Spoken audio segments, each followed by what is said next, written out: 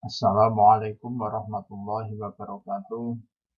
Pada kesempatan kali ini kita akan belajar tentang hadis, yaitu definisi hadis dan istilah-istilah dalam ilmu hadis. Seperti yang telah kita ketahui bahwa hadis itu sumber pedoman umat Islam setelah Al-Quran. Jadi dalam Al-Quran ketika menjelaskan suatu syariat itu masih bersifat umum, maka hadis itu bisa menjelaskan atau bisa menjabarkan isi dari Al-Quran.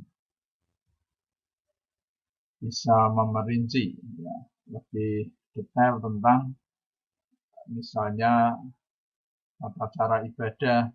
Nah, itu bisa dijelaskan lewat suatu hadis. Karena hadis itu bersumber dari Nabi Muhammad SAW sendiri, yang merupakan suri tauladan bagi seluruh umat manusia, maka hadis itu bisa dijadikan syariat karena langsung berasal dari Rasulullah Shallallahu Alaihi Wasallam itu sendiri. Saya akan menjelaskan tentang masing-masing definisi dari hadis, sunnah, khobar, athar. Nah, itu karena keempatnya itu masih ada hubungannya.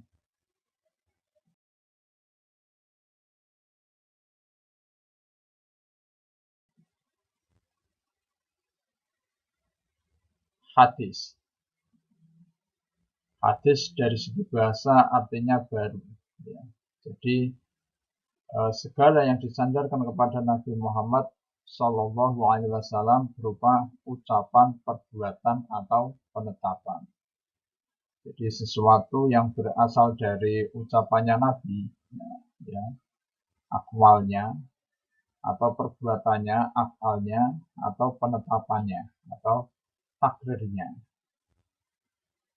Karena Nabi itu akhlaknya pun berasal ya seperti Al-Quran. Nah, perilaku Nabi, semua yang ada pada Nabi itu bisa dijadikan dasar, ya, bisa dijadikan pedoman dalam kehidupan umat manusia, ya, yang nanti bisa diriwayatkan oleh seorang sahabat, tabi'in, tabi'ut tabi'in, ya, sampai penulisnya, nah, itu sampai mudawinnya.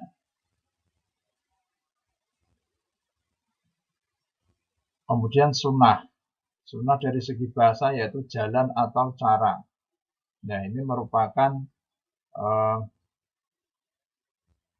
sinonim dari hadis itu, ya. Segala sesuatu yang disandarkan kepada Nabi Muhammad berupa ucapan, perbuatan, atau ketetapan.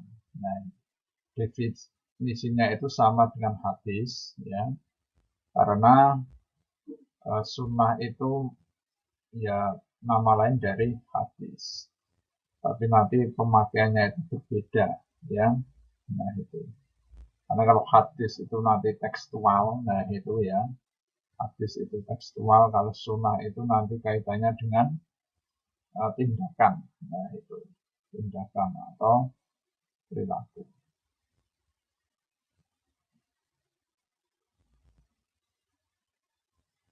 Yang ketiga yaitu khobar, ya. Khobar yaitu dari segi bahasa berita, ya, kabar, khobar berita. Segala sesuatu yang datang dari Nabi Muhammad Shallallahu Alaihi Wasallam dan selainnya. Nah, itu. Jadi semua yang datang dari Nabi dan selain Nabi atau dari sahabat itu juga nanti disebut khobar, ya. Kalau hadis itu sudah tentu khobar, tapi kalau khobar itu belum tentu hadis. Karena hadis itu berasal dari Rasulullah, sedangkan khobar itu bisa saja selain dari Rasulullah.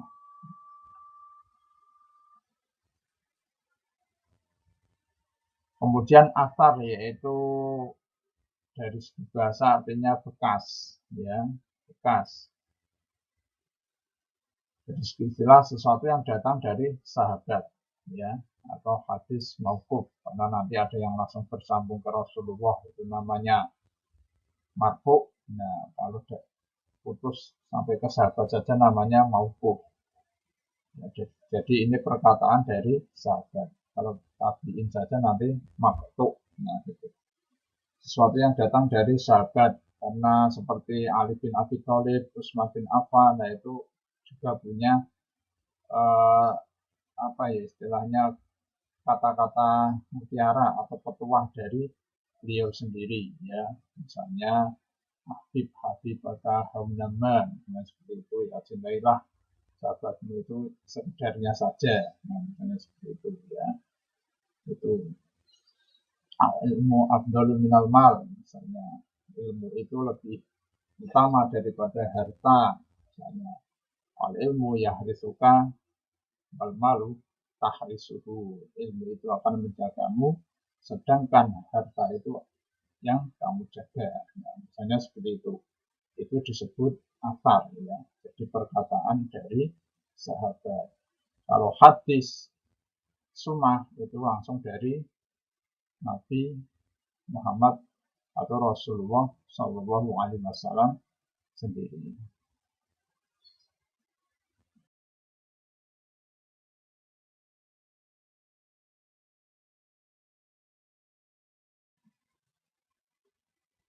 Nah, ini ada contoh hadis, ya. Contoh hadis itu bisa melalui perkataan, ya, tadi akwal, bisa juga melalui perbuatan, ya, atau perilaku Nabi sendiri, dan dari ketetapan, nah, itu, atau sifat diamnya Nabi, ya.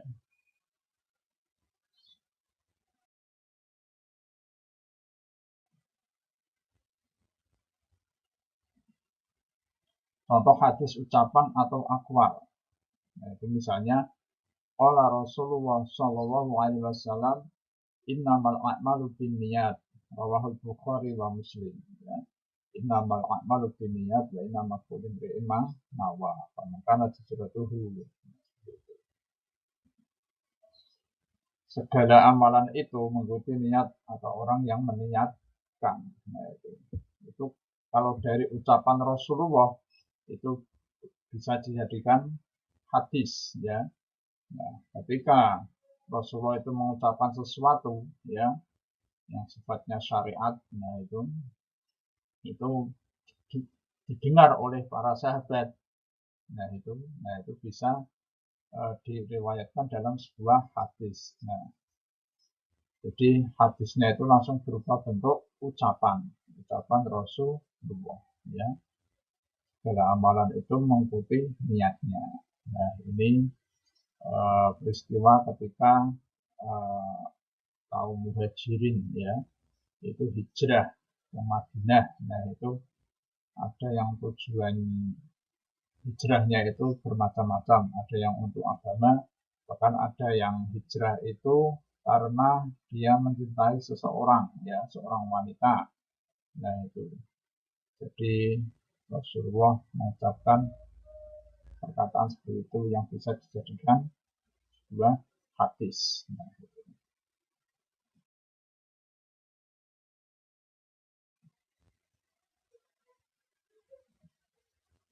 Contoh hadis yang berupa perbuatan atau af'al, ya. Nah, itu misalnya cara-cara mendirikan sholat, jumlah rakaatnya, nah, itu. Cara-cara mengerjakan ibadah haji, ada berpuasa, dan lain-lainnya, ya. Nah, itu. Shollu kama ra'aitumuni usolli. Bersalatlah kamu sebagaimana kamu melihat aku bersalat. Nah, itu. Ini biasanya dicontohkan oleh periwayat, ya, istri Nabi sendiri, misalnya Siti Aisyah, itu menceritakan bagaimana cara Nabi itu sholat, nah seperti itu, berapa jumlah rakaatnya, nah itu langsung diceritakan atau diriwayatkan langsung oleh Siti Aisyah. Nah, itu Maka dari perbuatan Nabi itu atau perilaku Nabi itu bisa dijadikan sebuah hadis.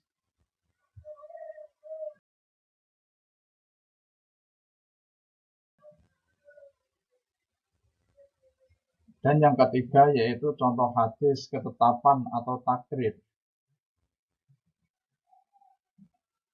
Membenarkan sesuatu yang diperbuat oleh seorang sahabat di hadapan Nabi. Atau diberitakan kepada beliau, lalu beliau tidak menyanggah atau tidak menyalahkan. Serta menunjukkan bahwa beliau menyetujuinya. Nah ini diriwayatkan oleh Al-Bukhari dan Muslim bahwa Khalid bin Walid memakan zob atau sejenis biawak yang dihidangkan orang kepada Nabi. Padahal Nabi enggan memakannya. Nah, itu. Jadi suatu ketika Nabi Muhammad itu bersama sahabat ya Khalid bin Walid itu mengunjungi suatu kaum ya. Nah di situ beliau dan para sahabat itu dihidangkan oleh makanan sejenis biawak ya atau dog. Nah, itu. Terus sahabat atau Khalid ini bertanya, kan Rasulullah itu sebenarnya tidak mau memakan hidangan yang diberikan itu. Kemudian Khalid itu bertanya kepada Rasulullah, apakah haram makan dog ini? Nah, itu sebetulnya tidak ya. Tapi jawab Nabi ya, itu binatang dog itu tidak ada di negerinya atau di daerahnya. Nah, itu. Jadi meskipun Rasulullah itu tidak mau memakannya, tapi dia atau beliau menghalalkannya ya, mengatakan bahwa makanlah sesungguhnya dia halal. Nah, jadi dibolehkan. Nah, pembolehan seperti itu ya, atau ketika ditanya Nabi kok diam saja, nah itu berarti Nabi menyetujuinya. Jadi itu disebut contoh hadis dari berupa ketetapan atau takrir.